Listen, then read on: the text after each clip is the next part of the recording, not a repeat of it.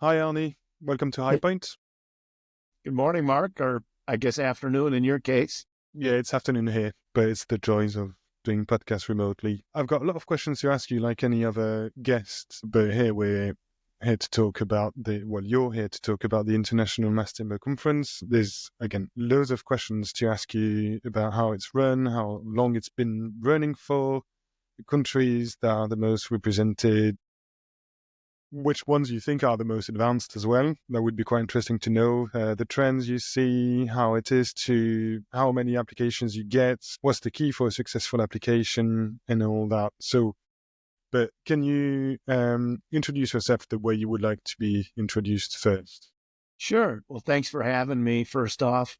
So, my name's Arnie Didier. I'm based in Missoula, Montana. I've been in the wood products business for about 40 years. My educational background is in forestry, and forest management.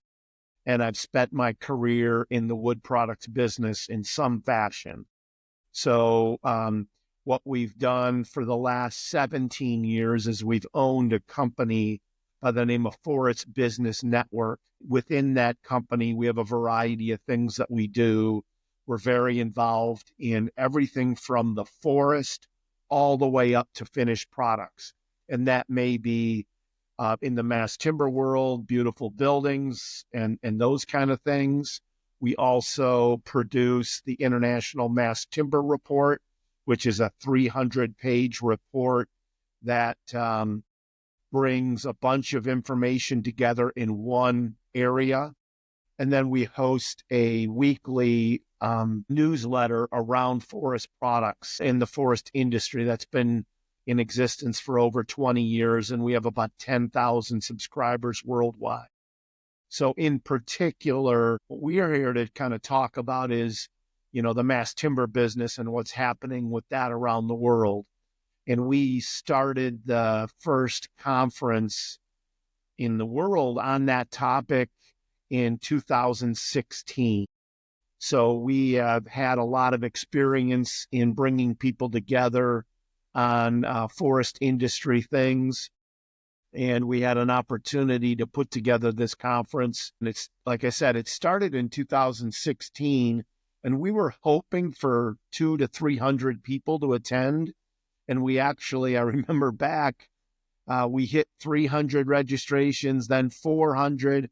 And we were like, holy cow, how much room do we have? And the answer was we had room for 550 people in downtown Portland, Oregon. And we ended up with 548 attendees. So we just made it enough, but it was jam-packed. It was very unusual for a wood products and forest industry conference. And why I say that is it's normally a bunch of people that look like me that are from the forest industry. And this conference was totally different. So it was very diverse. It was a lot of architects, engineers, developers, and people from all walks of the industry. And it's continually grown. And in 2024, this year, in March, we had just over 3,000 attendees from 38 countries.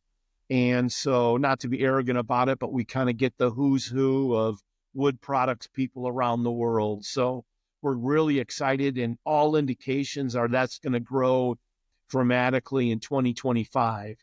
So it'll be March 25th through the 27th, 2025. And all of that planning is really coming together right now as we speak.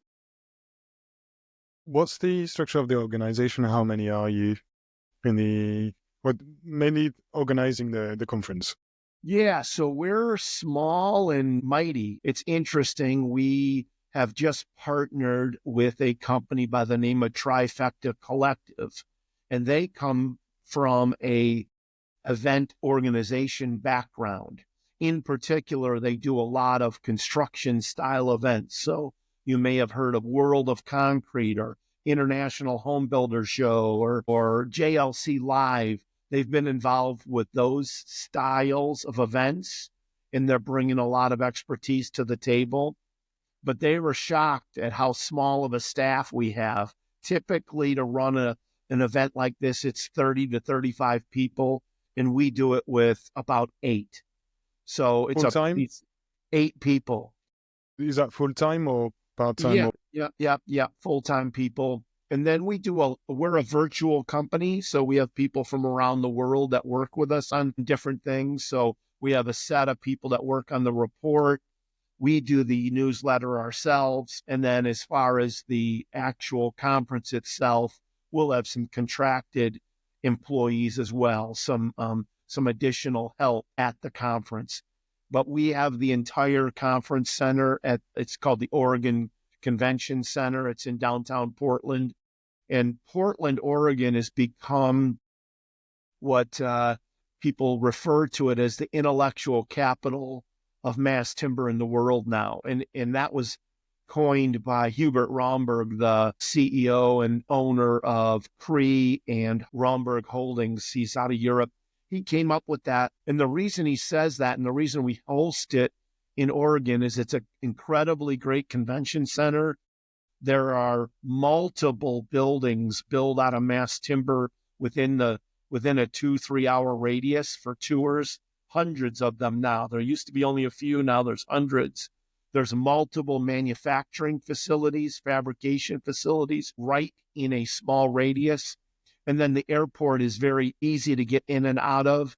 And you may be aware, most people are in the space, that one of the most recognized brand new structures is the Oregon airport. So the Portland airport is a mass timber structure, and it's getting press from around the world. It's an absolutely incredible example of what wood products and engineered wood products can do. It's a very big on the radar of a lot of people. So everybody coming in gets to see that as one of the tour stops as well that people can join in on. But it's pretty exciting to see that unfold. And it's just unveiled now, and it'll be up and fully operational in March when everybody comes to attend. just checked it out, and yeah, it looks amazing. Like a perfect introduction if obviously you land from Europe and you're 13 right. acres of timber. Crazy. It's insane what they did. You know, you had folks like Timber Lab and Swinnerton and Skanska and Hoffman and KPPF and others that were very involved in that project. Lots and lots of people, lots of local people. The tribe provided a lot of wood for the project. It was an incredible event to get that put together. We actually, strangely enough, announced that project. Everybody thought we were crazy, but that project was announced, I believe it was 2019 at the conference. Okay. Yeah. Do you think it's got that much success? Well, Portland is that well known for mass timber. Is that because it's so close to Canada, and what has created that culture, that timber culture, more than anywhere else? Well, Oregon's a timber state. In the U.S., it's a timber producing state. It's a manufacturing state. And then you had the political will within the state that supported lumber products. And what's happened with that is they've embraced it. They have a lot of very progressive companies that embrace the use of wood, very high-level architecture firms. One that comes to mind that's actually going to be speaking again at the conference is Thomas Robinson's group, Lever Architecture. They've done multiple buildings around North America. So you've just got a basket of an incredible amount of capital in terms of intelligence in the wood space. And then everybody uses Portland as a gathering space.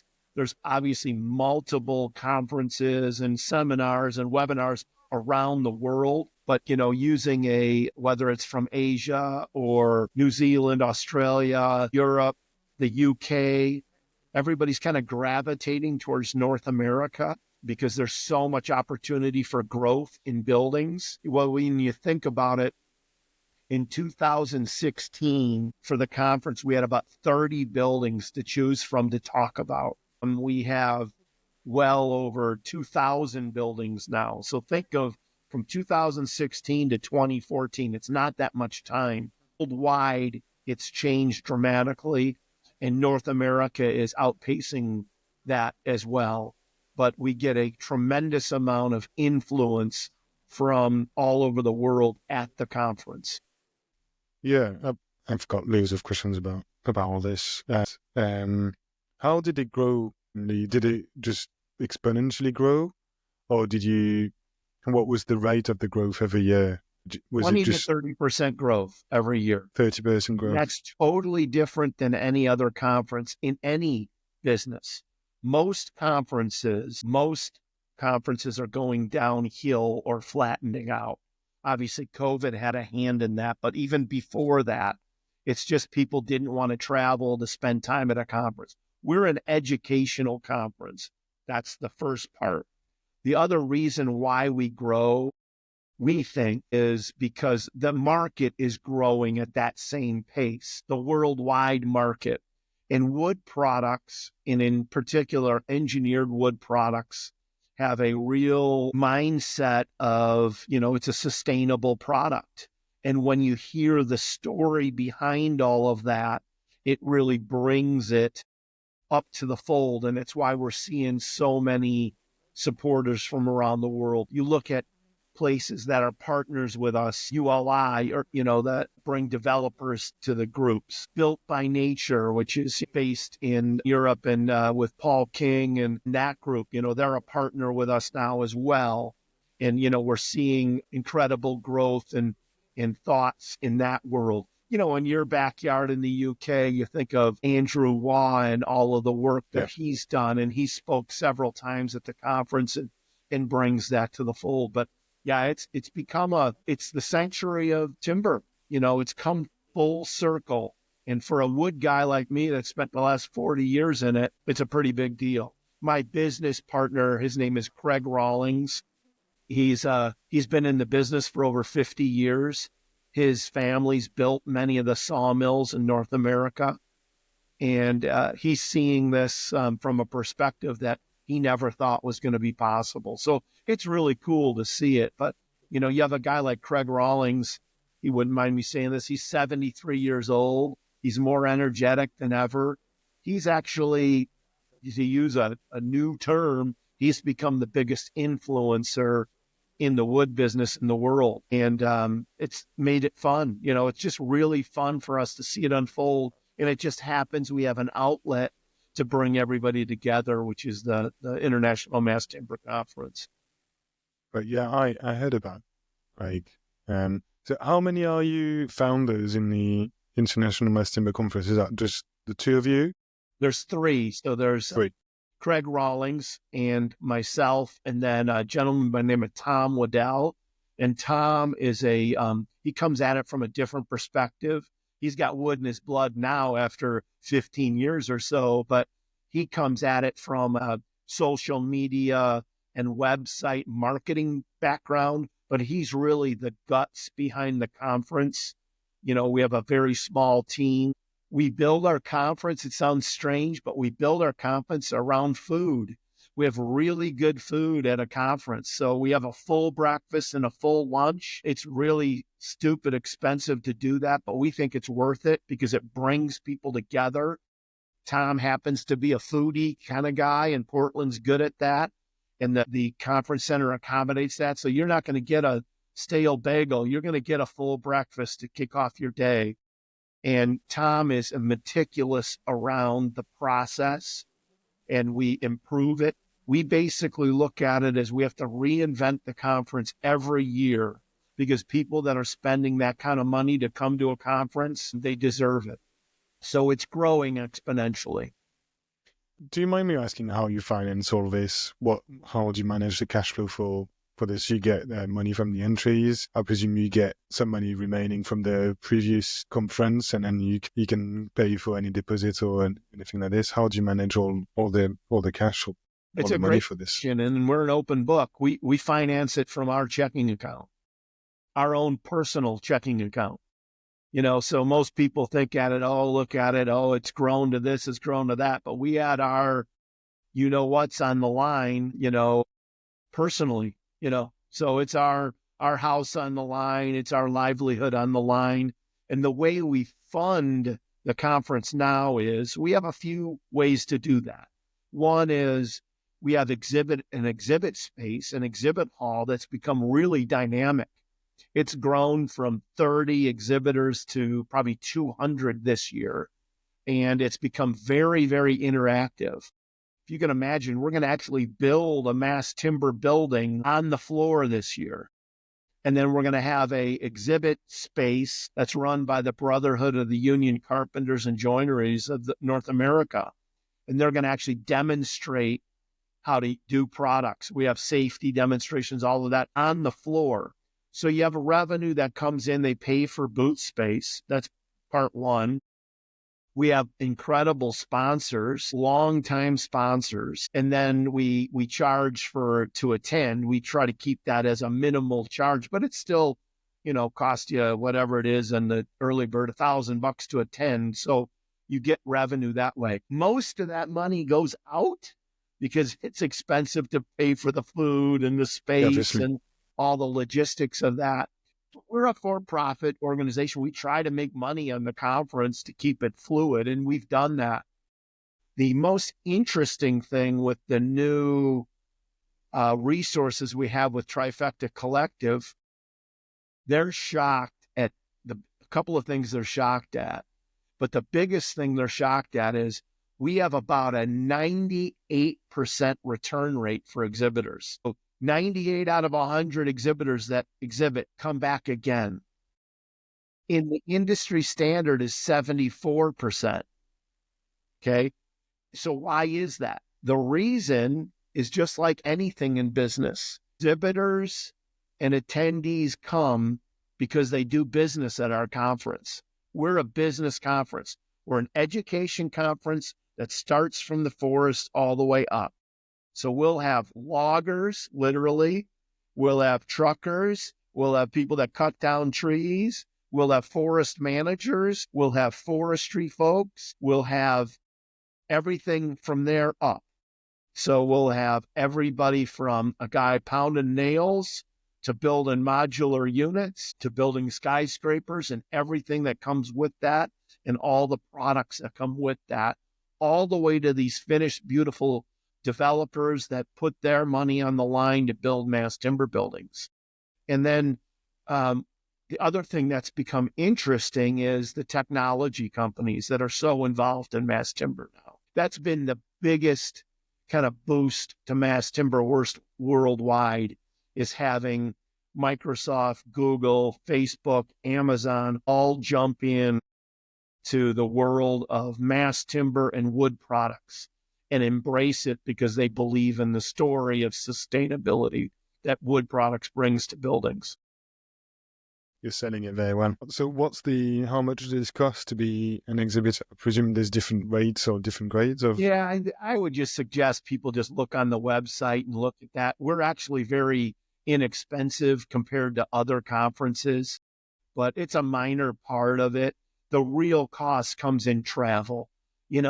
Hotels are expensive. We have some great rates in Portland, which I think $200 for a hotel room is bullshit to me.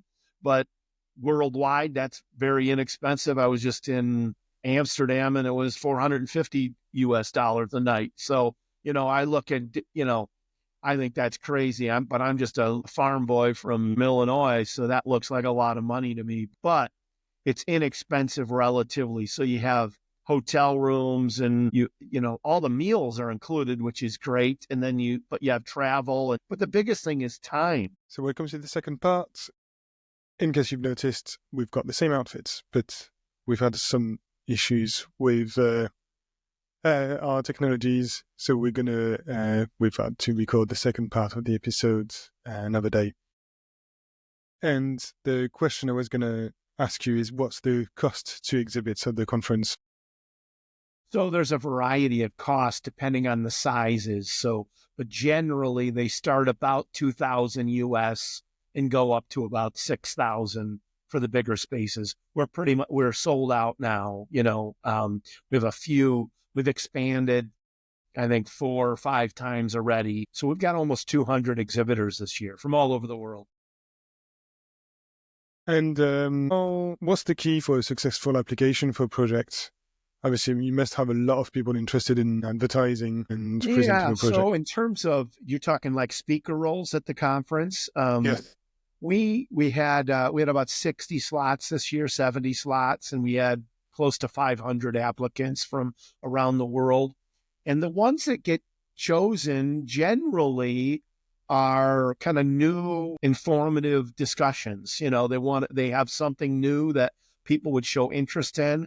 We base that off the committee, and our co-producer Woodworks sets up the agenda. And if your submission fits with what the committee and agenda is looking for, then you kind of get ranked higher. But it's a pretty big process. We love diversity.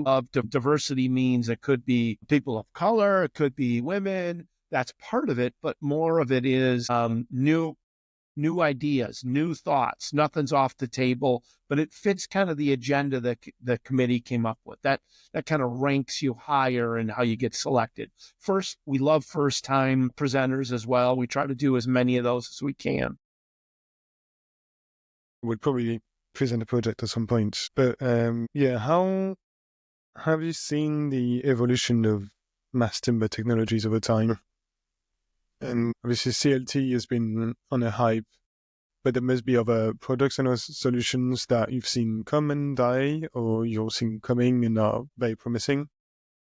Yeah, I think that the biggest thing is, hybrid construction is becoming bigger and bigger, where you're combining the best of all the elements: steel, concrete, CLT, glue lams, DLT, other engineered wood products. That seems to be the big emphasis. The other thing we're seeing is the advent of, using it for housing and affordable housing, small housing.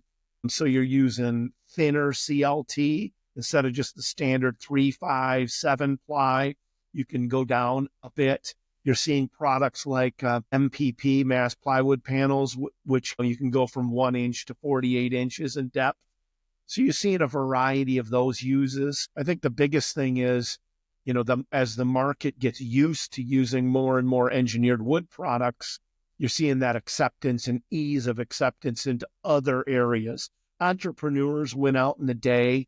So, at this conference, we're seeing a lot of interest in modular construction, more and more every day. And that's utilizing engineered wood products for their best uses in those modular construction. That's a big, big thing that's happening go forward. We're seeing a lot more of that. In 2025, we'll see a lot of that at the conference, and we're seeing real projects all over the place. Probably the biggest one that's getting a lot of press is the project in Big Sky, Montana. And that's a really cool modular workforce housing project. And they're going to be showcasing some of those cubes or modular units at the conference. Countries you see mostly represented during the conference, or the most advanced as well? Yeah, we had 38 countries represented in 2024. Expect and hopefully we'll break 40 countries this year. North America in itself has got a lot of emphasis just because the market is so big. So, you look at markets like just individual markets, California on the West Coast, but that Southeast U.S. is really booming in terms of mass timber projects. You've got a couple of new manufacturers, Smartland North America. You've got Mercer Mass Timber that took over the old Structurlam mill. You've got others coming into that space. So we're seeing that as a real pocket. There's a lot of fiber in that Southeast United States, and then you got the folks from Quebec running down Element 5 and others. But that whole corridor has got a lot of population growth going on. So we're seeing a lot of use of mass timber in that space. Okay, very interesting. I think I'm going to stop here just to not lose the recordings. Yeah, thank you very much, Arnie. And where can we contact you or be in touch? Obviously, there's International Mass Timber Conference. That's online. We can Google it. Yeah, that's a great place, to look up information. Don't hesitate to look on LinkedIn. That seems to be the place for people to communicate ideas and thoughts. You can look me up easily enough. Just Arnie Didier, LinkedIn, and that's an easy way to get my information, and then my email and phone numbers on there. And I'm always willing to help. We've got a lot of momentum going into the conference, and it's, coming up quickly.